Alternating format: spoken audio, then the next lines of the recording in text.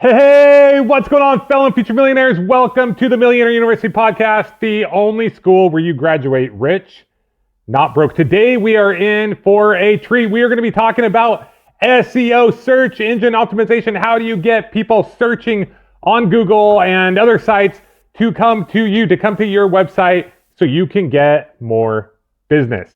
So recently, we have wanted to do more content on Millionaire University, more written content, I should say.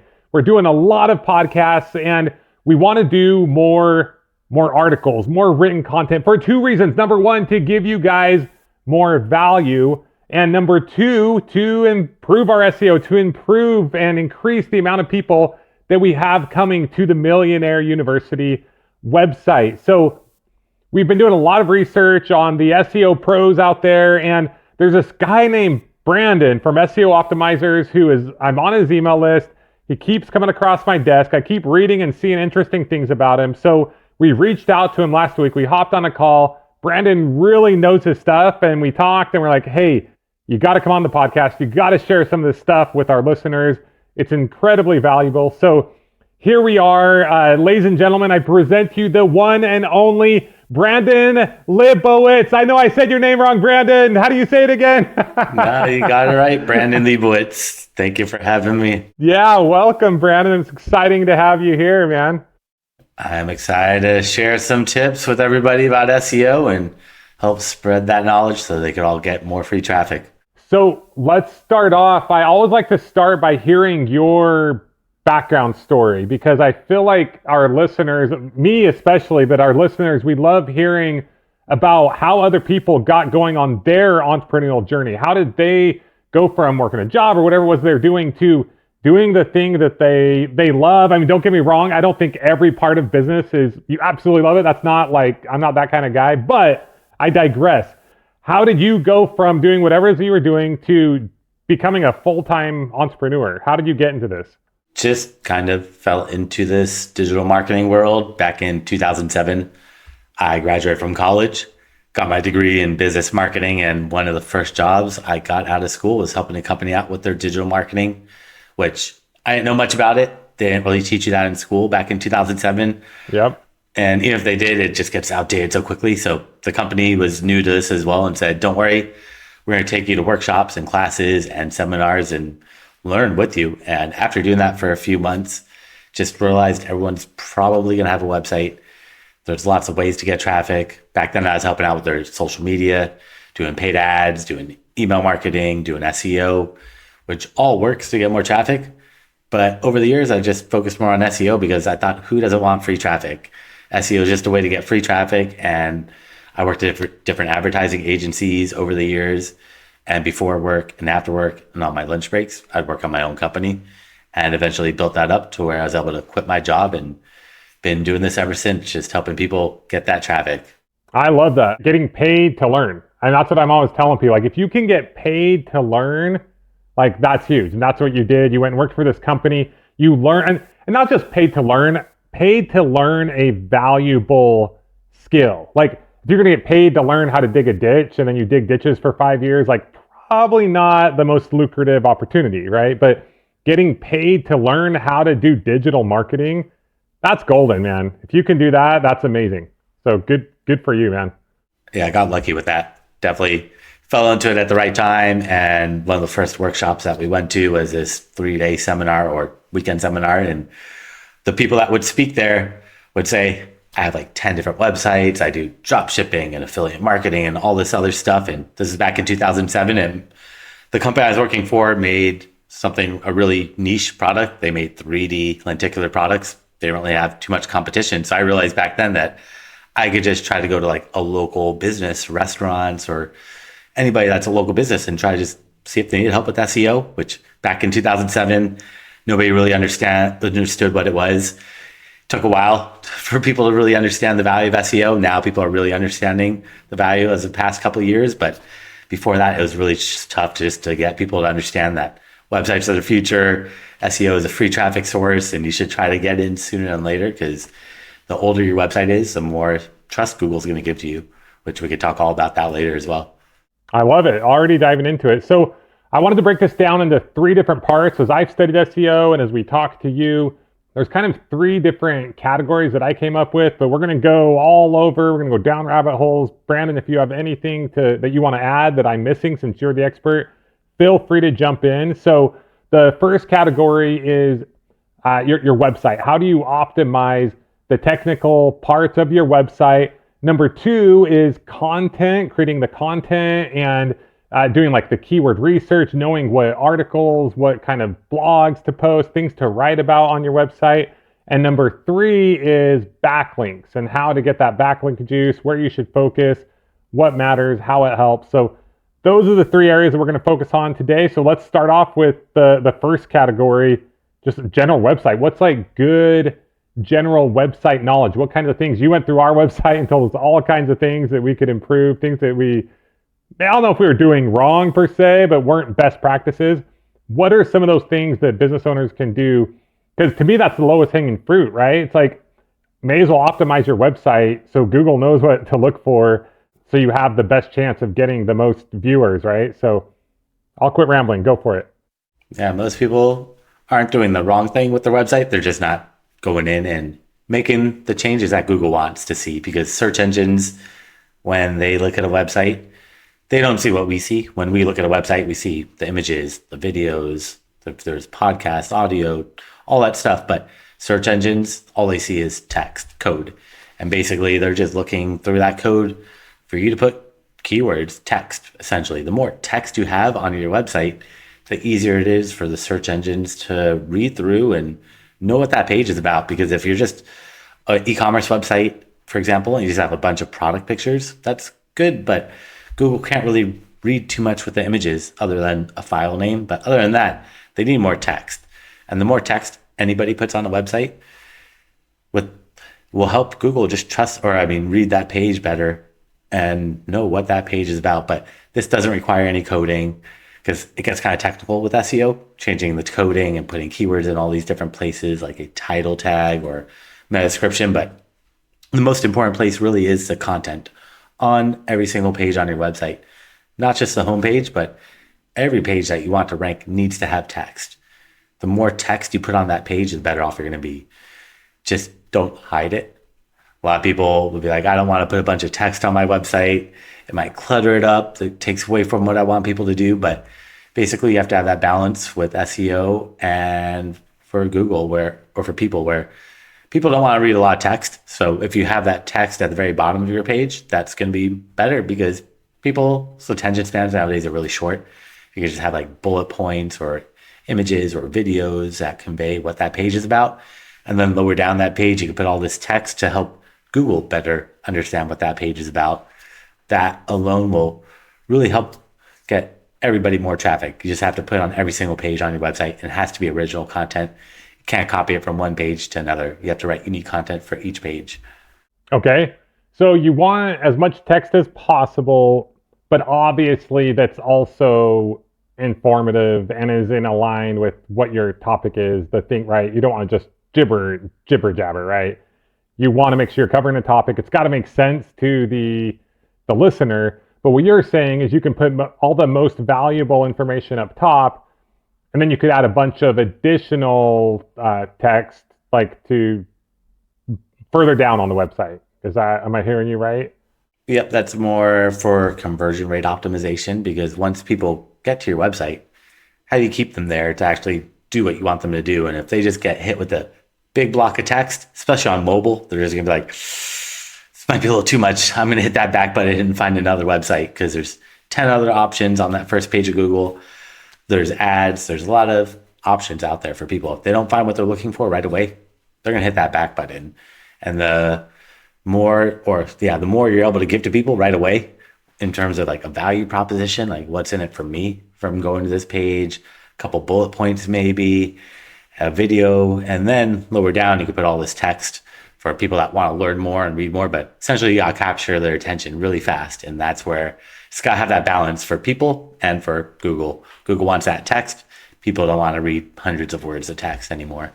Gotcha. And then the more they click back, like that's an indication to Google that we're not going to rank this person very high because they're not giving the reader what they want, correct? Essentially, Google looks at user experience, and if people search on Google, go to your website, and then 1 second later, they hit that back button and go back to Google, that tells Google, let's say, for example, you're ranked number 1 for that keyword, and Google sees that a lot of people that go to your website are leaving. Google might drop you down to number 2 and move number 2 to number 1. And then they're going to test and see, all right, now that we moved number 2 to number 1, do people stay on the website? And if so, then great, we're going to keep number 2 as now the number 1 position and move them up. But a lot of people go to that number 2 and still hit that back button, and then they're just going to keep going down. And they're always testing just to see what provides the best user experience, because Google knows that it's all about a user experience. Google wants to make money, and Google only cares about really making money, you clicking on ads. And the best way to keep you on Google is by providing the best search results. If you provide low quality search results where people are going, searching on Google, going to that website, and then they're hitting that back button, Google's probably not doing a good job. And you're probably eventually going to be like, I'm going to Bing or Yahoo or DuckDuckGo or some other search engine. And Google doesn't want that to happen. So they're constantly testing. If everyone searches that's listening right now to this episode for the same keyword, we're all going to get slightly different results depending on your geolocation, your search history, but also Google's just testing to see what gets the best user experience and what's going to keep people on that website longer. That way, Google is providing the best search results. So we essentially went straight to content, which I'm totally cool with. Like, I'm all about adapting, right? So let's talk more about content. How does one determine where to start with creating content for their website that will get ranked and also provide value to their audience? I would look at your competition, just see what your competitors are doing, because with SEO, the nice thing about it is I could see what you're doing. You could see what I'm doing if you look in the right places.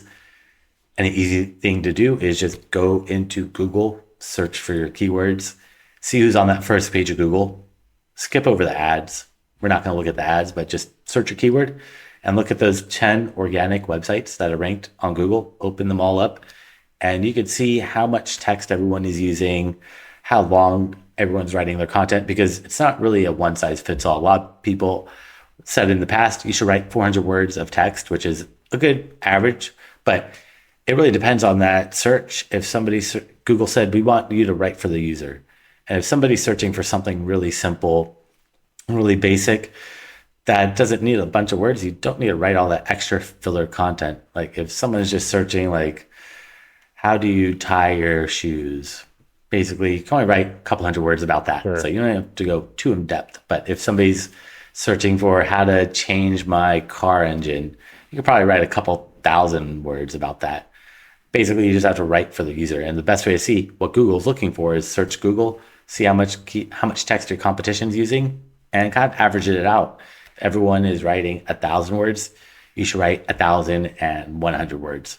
Try to do a little bit more than the competition. If everyone's writing 200 words, then you should only write 250 or 300 words. So just try to do a little bit better than your competition. Okay, so go into Google, search what you think are your best keywords you have, see what's coming up, essentially. And those are basically the people you're competing with. Check out why you think they're ranking, or what the article, what post came up, what article came up, what page came up, and look at that and try to see how you can do better. Or do you think it's a good idea to maybe look at the top 3 or 4 and get an idea of what they're all doing and try to come up with the best parts of all of it and create your own, but make it your own and make it better? Is that kind of what I'm hearing from you? Basically doing better than the competition, but I would look at everyone on that first page of Google. So all top 10 positions. Okay, all of them. Look at what they're doing and just get ideas, because some of them might have a lot of similarities where you're like, I have to talk about this. And then someone might talk about something different where you're like, maybe I should talk about it because it is going to help my audience, but only write for the user. If you're just writing to throw everything together into one giant article, not going to be the best. Totally. Write what makes sense to you and your expertise, but also look at what other people are writing about, because they'll give you an idea of what people are looking for, what Google thinks people want, right? Tell me about search tools or keyword research tools. Do you use those? Do you recommend those? Which ones do you recommend? How would one go about using those to help them create content? You definitely want to look at search volume, how many people search for a keyword every single month, And that is where you could use different tools.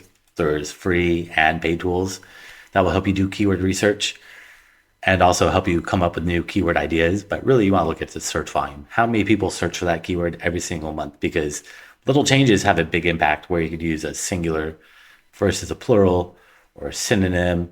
And it's all going to get different search volume. And sometimes it can be really big discrepancies. One of my clients, they're a personal injury law firm, which we want to rank for personal injury lawyers. That gets 20,000 searches a month, but personal injury lawyer, singular, gets 200,000 searches a month. Just by removing that one letter, you could get 10 times more traffic, and you could guess at it and you might get it right, but doing keyword research doesn't really take too long. I mean, I kind of showed you how to do it a couple weeks ago, where you're just going into tools like the Google Keyword Planner, you put your keyword in there and it'll show you how many people search for that keyword every single month. And it doesn't take that long, but a lot of people skip that aspect of content creation, whether it's writing articles, blogs, podcasts, press releases, even social media posts, whatever content you're putting out there. If you're writing a book, the title of the book, the singular and plural, all going to have different search volume because people are searching, and you want to try to capture as much traffic as possible that's relevant and just not too hyper competitive. Okay, great. So Google Keyword Planner, am I saying that right? Yep, the Google Keyword Planner. Everyone can just go into Google, search for Keyword Planner, Google Keyword Planner, and it is a free tool. You have to sign up with Google Ads because it's not really a tool for SEO. It's more for Google Ads. They'll show you a lot of information about ads, but they will show you one thing that helps with SEO, which is the search volume. There's paid tools if you want to buy a paid tool like Ahrefs or Moz, SEMrush. There's tons of other keyword research tools out there. You mentioned to us SEO Surfer, is that what it's called? That's another tool that helps with content creation. Okay. So Surfer SEO is there's so many tools out there, and the tools are going to just help make your life much easier, because if you try to do it manually or do it on your own, it will work. It's just these tools just help speed things up a little bit more. So it's definitely beneficial to find a tool. And a lot of these tools are kind of like all-in-one tools, like Ahrefs or Moz or SEMrush will do a lot. They're like 15 tools in one. So it helps out with a lot of different aspects of SEO and digital marketing. Okay, so you don't need all these tools. Just like, which one would you recommend? Or which tools would you recommend?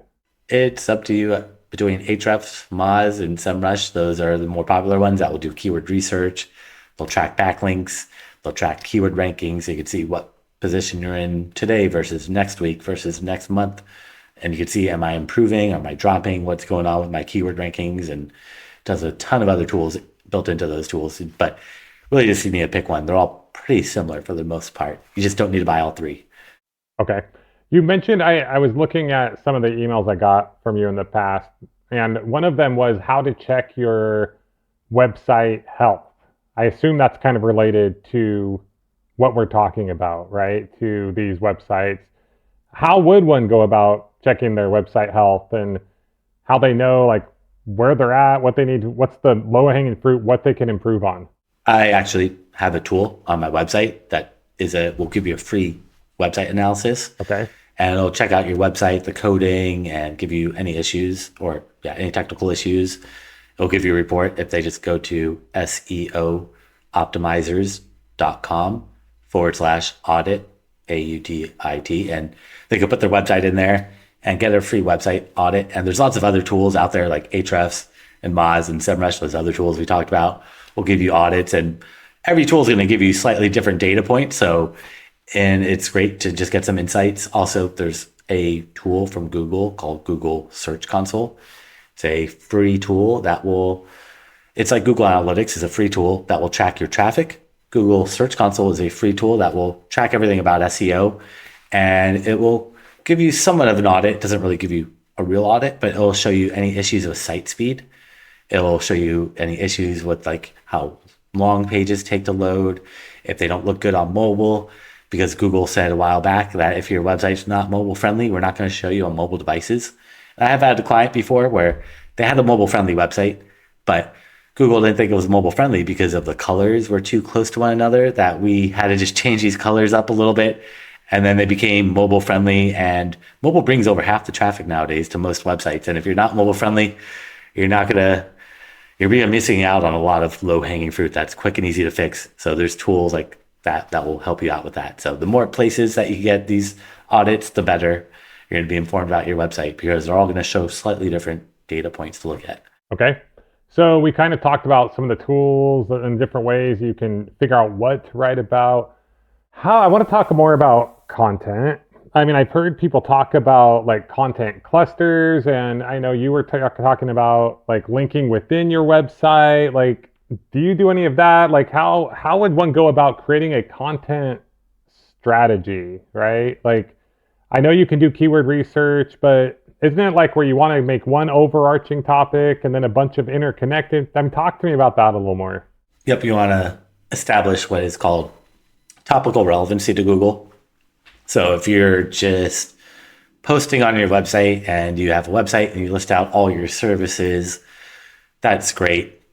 You have a page for each service. Google's going to be able to read that and say, all right, great. We see that. Let's say that you're offering like hypnotherapy and you're a hypnotherapist and you have a page about hypnotherapy. Google's like, great. We see that you have this page, but we don't have enough content on this website to really make us think that you really are a hypnotherapist. And that's where blogging became really popular. Because blogs are an easy way to add more content to your website. And if you could add more pages to your website, such as like you write an article, or someone might be saying like, how can I reduce or have a better night's sleep? And you can write an article on your blog about how hypnotherapy can improve someone's sleep. And you write that article about it. Somebody searches for how to improve my sleep. That hypnotherapy article could rank and bring people into your website. But Google also sees that now you have content about benefits of hypnotherapy that could help with sleep, or you write an article about how it can help with anxiety, or it can help you stop smoking, and all these other benefits of it. And you create all this content on your website. Now Google sees not only that you have one page about it that says I do hypnotherapy, but now you have 10 other blog posts that all talk about the different benefits of hypnotherapy. Google then thinks that you're more or better could read that website and better understand that this whole website is about hypnotherapy. And then within all that content, you try to link those blogs together. So if one blog post is about how to quit smoking, another in that blog post, you could say, and here's a list of other benefits of hypnotherapy. And then you can link to the sleep page or to how it could help with whatever topics that they want to talk about. So creating all these more like benefit type of pages where you won't really list all that out on the hypnotherapy page, service page, because you don't want to just make it really long. You want to just kind of explain what hypnotherapy is and the benefits of it. But then you have all these other pages that go really in depth about other topics that are related to hypnotherapy and link it all together. Okay.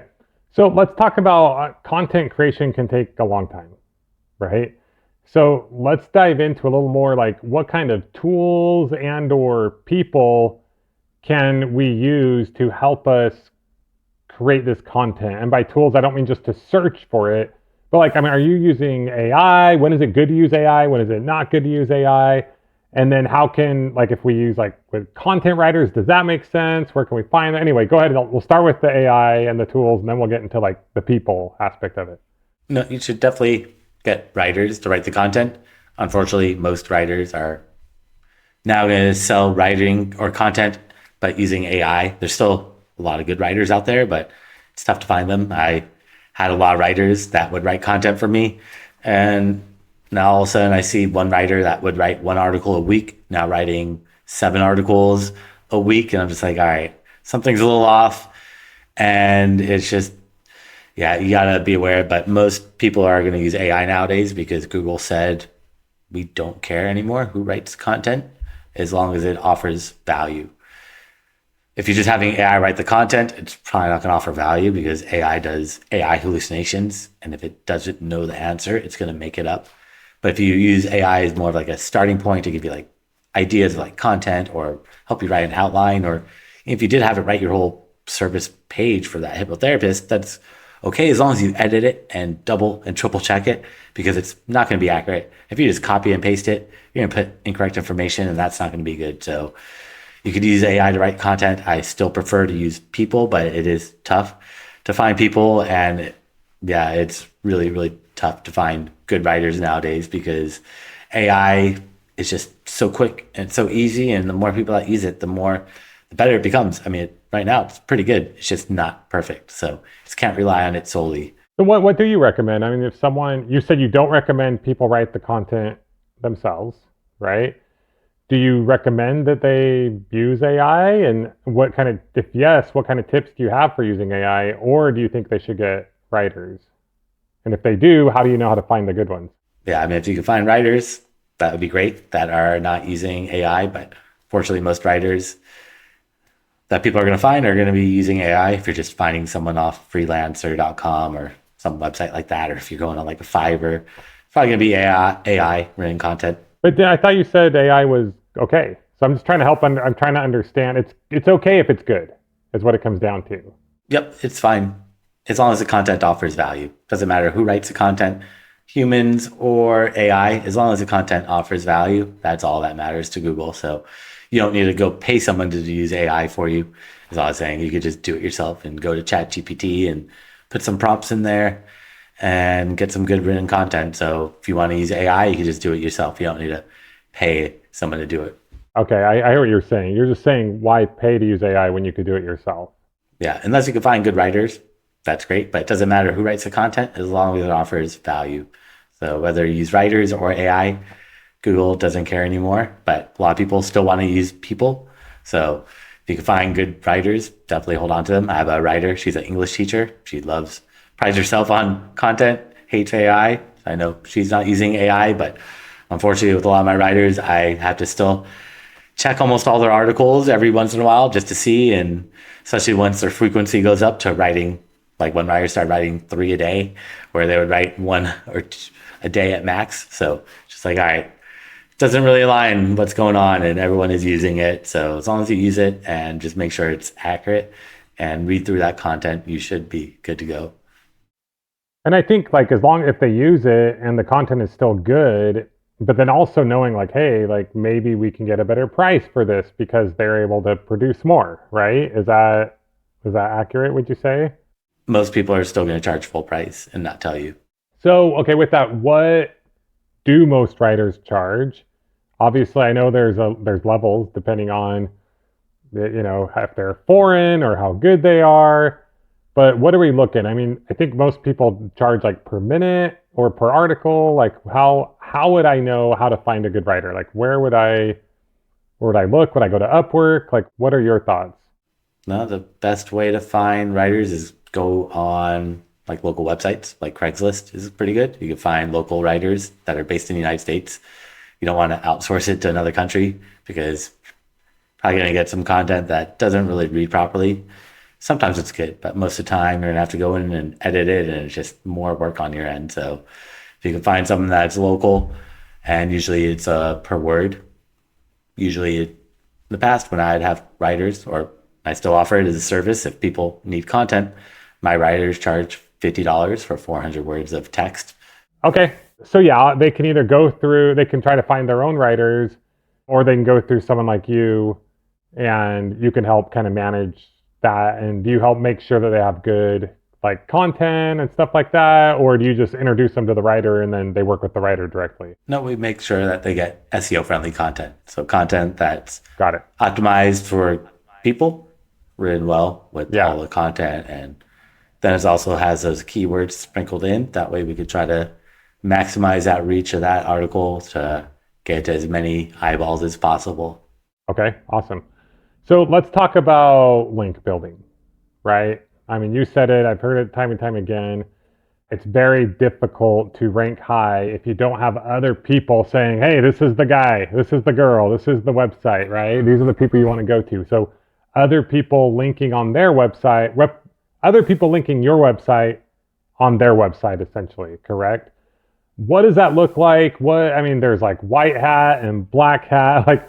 What is a good way to build links? What's not a good way? What kind of links are you looking to build? What can you share with us in that regard? Basically, you want other websites to talk about you. The more third-party sites that talk about you and mention you with a clickable link, more popular, the more trust Google's going to give to you, and the higher they're going to rank you in those search results. Basically, it's all about just trying to figure out how can I get other people to talk about me, which is not easy to do. And there's lots of ways to build backlinks using tools. The ones that we talked about earlier, like Ahrefs, Moz, or SEMrush, are all really backlink checking tools. They have all these other tools like keyword research and things like that, but they're really to check backlinks, because I can see what your backlinks are and you can see what mine are. If I go into Google, search for my keywords, and see that you're ranked for my keywords, I'm going to throw your website into these tools, look at your backlinks, and then one by one reach out to those sites that make sense. I'm not going to go after every website, because you might be getting some weird ones or sketchy ones, which is natural. There's always going to be some weird backlinks. You can't control who links out to you. But when I am doing that outreach and trying to build backlinks, I'm going to find sites that are related to what I'm doing and have some authority. You don't want to just go after any website. You want to go for sites that are at least somewhat related to what you're doing. It doesn't have to be exactly what you're doing. Like, I'm doing SEO. You're not doing SEO. You're doing the Millionaire University, which has some similarities, but it has overall similarities where it's like about business, about entrepreneurship. So it's similar to what I'm doing, and that's good enough to Google. I don't have to reach out to other SEO companies, because they're not really going to give me a backlink. They're going to be like, nah, we don't want to help you out. Yeah, totally. But it's relevant. It makes sense. Like Millionaire University giving a backlink to SEO Optimizers makes sense, because that's part of what we talk about, right? But yeah, your direct competition like isn't going to give you a backlink. So, nor should they. It doesn't really make a lot of sense in that regard. Okay, so you talked about like authority. How do we know what a site's authority is? Is that also something you find on these tools? All these tools have their own arbitrary ranking system of what they try to emulate, which is Google's PageRank. Google PageRank was from 0 to 10. 0 is the worst, 10 is the highest. And the higher the number, the more trust Google gives to you. But Google stopped showing that a while back, like probably 13, 14 years ago, they stopped showing PageRank. Okay. And so all these tools said, all right, we're just going to try to guess at it. And Moz has like domain authority and page authority. Ahrefs has domain rank, and all these other third-party tools have their own rankings. So you just go, and when you're in these tools, they'll kind of sort it from highest to lowest. So you can try to go for the bigger sites first, which also are probably going to be the tougher ones, because it might be like a New York Times or Wikipedia, which are tough to get a hold of people there to try to include you into a New York Times article or changing a Wikipedia page. Things like that can be a little tricky. Okay. But what is the best way to go about like reaching out to these guys? I love what you said about finding your competitors, seeing what backlinks they have, and you could probably go on their website, seeing how they have those backlinks. Like, is it a blog, like a guest blog post, or like did they guest blog post on that website? Is it a podcast interview? Did they write some kind of article where they interviewed, like things like that, right? Like if you can see what they're doing, then maybe you can do something similar, like kind of reverse engineer it. Is that kind of the gist of how that would work? Yep, 100%. If you're a local business, you could if you're a restaurant, you can put other restaurants in there and see where they've been reviewed. Like, are they on Yelp, on OpenTable, on Google Maps, but also like, are they on MapQuest and Apple Maps and all these other websites? Do they join like their Chamber of Commerce? And you can pretty much see their entire strategy and see, do they do a lot of press releases, or do they do podcasts, blogs, doing whatever it is? You could see exactly how other websites are linking out to them, and just try to come up with your own strategy and try, just like with the content, do a little bit better job of them. So trying to build a little bit more backlinks, trying to write a little bit more content. So basically with SEO, we're not trying to beat Google. Google changes their algorithm daily. Nobody knows how it works. And if you did know how it works, tomorrow it's going to change and the next day it's going to change. But what we can do is see who's on that first page of Google, how much SEO have they done, and how can we just do a better job of it. Okay. You showed us some way to reach out to people that are looking for people to write for them. What did we do? We went on Google and we searched writer. I don't know. What did we search for?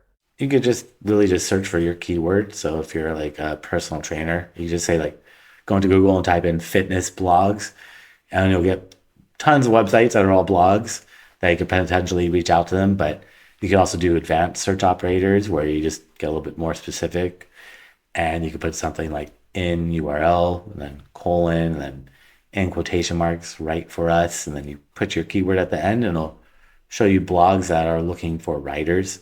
Because if you just search for fitness blogs. Not all of them are going to be looking for writers, but using these advanced search operators that could help you hone in a little bit more and find exactly what you're looking for when you're searching on Google. Okay, I love it. And then you guys have a service for that as well, correct? For helping create backlinks. Help out with everything with SEO, because SEO is like a puzzle and you have to put all those pieces together. If you just write content but you're not building backlinks, Google's not going to trust you. If you're just building backlinks but you're not putting the keywords on your website, Google's not going to know what keywords to rank you for. So you have to, and there's lots of other little pieces like speed and mobile and stuff that we talked about that go into it. But if you're not building or doing everything that Google wants, Google's not going to trust you. And we want Google to trust you and rank you for those correct keywords. So trying to do that full service. I love it. So you guys obviously do SEO. There's lots of other companies that do SEO. What are some of the things, if someone's looking for a good company to help them with their SEO, what are some of the things they want to like look for, and what are some of the things they want to watch out for, right? Like be wary of. When you're looking for help with SEO, you just got to make sure that whoever you're working with is going to build backlinks.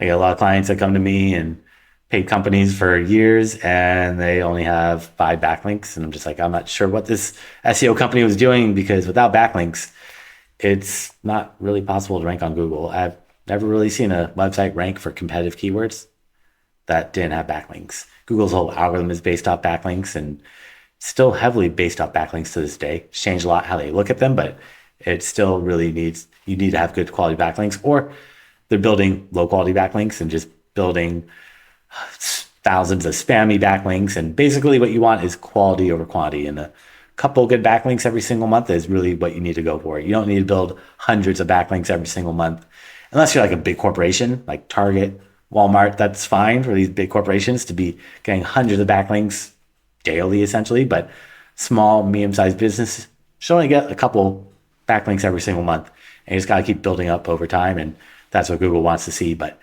a lot of people just don't know to look at backlinks or don't know what they are when they're going to look for SEO companies. And if you want to make sure this company's going to do a good job, you can even look at their backlinks using tools like Ahrefs or Moz or SEMrush. I think might give out like 1 or 2 free searches. So if you are looking at an SEO company, you could look at their backlinks and make sure at least they have some backlinks built to their website, or even look at their backlinks. If you see they're all coming from like foreign websites and weird, sketchy sites, then maybe you should just steer clear of that company. Okay, so just like common sense stuff. Like if his company is getting you backlinks that are ghetto, they're not ghetto, but like from like janky, like sketchy websites, like you don't want to work with those guys, and you kind of confirm that ahead of time. How long does this usually take, like to get like results? If I'm starting today, not getting very much traffic from SEO, I know this is a longer term game. It doesn't happen overnight. How long can I expect till I start ranking somewhere on Google and start getting some traffic from that? It really comes down to the competitiveness of those keywords and how much SEO you've done to your own website versus your competition. If you're a brand new website, Google's just not going to trust you. But if you've been around for 5-10 years, have a lot of good backlinks, and all of a sudden you just fix your keywords on your website, you'll just move up much quicker and faster. On average, it takes about 6 months, but it could be shorter and it could be longer, just depending on how much trust Google has given to your website versus your competitors. Based on what you've done. Now, there's been a recent like update that I know has a lot of like bloggers and SEO people kind of in an uproar. What's it called? The Google content friendly, helpful update or something like that. What's the name of it? Yep, that's the one. But Google has these updates all the time, and anytime they do an update, people are happy or sad. But this one's just really at AI and just making sure you don't just use AI to pump out thousands of articles every minute and just throw it up on your website, because once people realized how easy it is to create content with AI, people went a little crazy and didn't realize that AI is not accurate. And if you're just throwing up all this content just to throw it up, it's not helpful and it's not beneficial to the reader. Something I've noticed a lot recently on searches, I think since this update, is I'm seeing a lot of like forums like rank, a lot more than I used to, like Reddit and Quora and things like that. Are you familiar with that? Is that something you're seeing? Like, is this a good strategy? Do you want to try to get into these forums, or is that something you just would say don't really worry too much about? Just try to create the best content you can. And I don't know, is it just me or is this something you've noticed at all? If you could be active in forums and build trust there and answer questions, but that takes months to build that trust up. You can't just go in a forum and answer a question and put your link in there. They're going to kick you off instantly, especially on Reddit. But if you could build it up over months and years and then have like your username as your company or just slightly subtly putting it in there, but it's tough to promote yourself in those forums. Yeah. Okay. All right. Well, this has been awesome. Is any final parting words on SEO or anything you would recommend to anyone out there who's looking to grow their business? So I create a special gift for everybody if they go to my website at SEO Optimizers.com. That's SEO Optimizers.com/gift. And they can find that gift there along with my contact information and classes I've done over the years. I've thrown up for free so they could see step by step how to do a lot of stuff that we talked about. And also if they want a free website analysis, they could book some time on my calendar and I'm happy to check out their website from an SEO point of view for free there as well. Awesome. Well, I can attest that Brandon is awesome. He knows his stuff. I've seen a lot of great content from you. And then you talked to me that one day and just gave me a bunch of free info. And then I had a lot going on. I didn't get back to you. You followed up with me. We got on another call. We paid you for your time this time. And yeah, you just gave a ton of great info. So highly recommend anyone who's interested in growing with SEO to check out SEOoptimizers.com/gift. Thanks, Brandon. This has been awesome. We really appreciate everything you've shared with us. Thank you for having me on today.